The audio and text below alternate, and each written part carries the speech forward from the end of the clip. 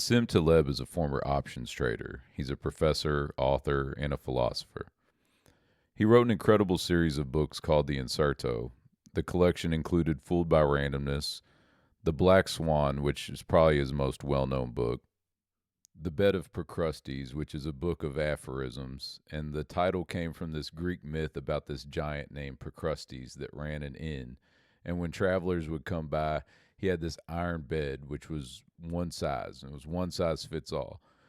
And Procrustes would mutilate travelers to fit in the bed. So if you were too short, he would stretch you out, or if you were too tall or large, he would amputate your limbs or cut you up or break you down to fit you into the iron bed. And I'd never heard of this Procrustean bed story until I read Taleb's Inserto series. And so I just wanted to throw that in here because I just thought it was a creepy story. But he wrapped up the series with two other books. One was Anti Fragile, and the other was Skin in the Game. And you can read these books in any order. It doesn't matter. There's no like story behind them. But I think Anti Fragile and Skin in the Game were definitely his two best. But in Skin in the Game, Taleb presents the silver rule, which is essentially a negative of the golden rule. You know, the golden rule states, do unto others as you would have them do unto you.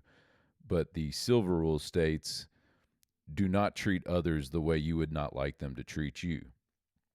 See, Taleb argues the silver rule is superior because it is via negativa, meaning that you're acting by removing, not doing something, which is more powerful and less error prone than via positiva, which is acting by addition. And you can see this theory reflected through Hippocrates in the first rule of medicine, do no harm. You know, by not doing something, you can prevent unintended consequences, you know, the unknown second, third order effects that would occur from too much intervention. And the silver rule is more applicable to a free society because it doesn't require action or intervention, whereas the golden rule kind of like implies that you must do something. You know, you must treat others a certain way, whereas the silver rule is do not do something. You know, the silver rule tells you mind your own business and you don't get to make decisions as far as what's good for other people. You know, Taleb notes that the First Amendment is even written in the spirit of the silver rule. So you can practice your religion as long as you allow me to practice mine. You can contradict me as long as I can contradict you. You know, and it's this unconditional symmetry in the rights to express yourself that is necessary to protect freedom of speech. And you know, I think the most important application of the silver rule is regarding foreign policy. So in the book, Taleb cites the Athenian orator Isocrates, and he says that nations should treat other nations according to the silver rule. So exactly what Isocrates states is deal with weaker nations as you think it appropriate for stronger states to deal with you. So we can see America was founded on the idea of telling stronger states to back off and let us do our thing. And that's what we did. When we rebelled against the strongest empire in the world, the British Empire, 250 years ago, that's what we were doing. But now the United States has become the empire. You know, now we're meddling in the affairs and elections of other nations all over the world.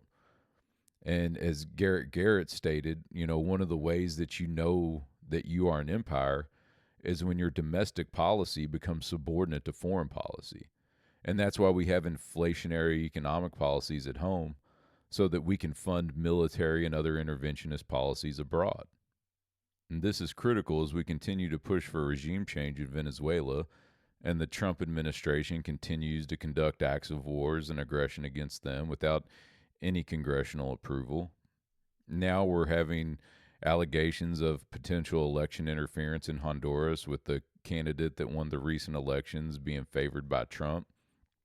We had the National Democratic Institute down there in the Honduran elections, and they received their funding, and they're basically organized by the National Endowment for Democracy. And the NED, the National Endowment for Democracy, has a long track record of interfering with elections, attempting regime change in other countries. I mean, even Venezuela. They were in Venezuela in 2002 when they attempted the coup on Hugo Chavez. They were involved in the color revolutions in Georgia and Ukraine in 2003, 2004. I mean, they've been involved in all sorts of political destabilizing events throughout Central and Latin America, throughout Eastern Europe.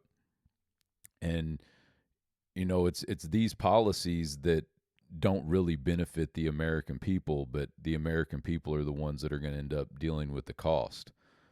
We're the ones dealing with the high inflation and the dramatically decreasing standard of living that we're dealing with. So as we observe all the unintended consequences of these well-intentioned do-gooders, they can just say that they're living by the golden rule. Well, I would say let us consider living our lives by the silver rule and advocate for non-intervention and freedom. Thank you for watching. Please like, subscribe, and comment.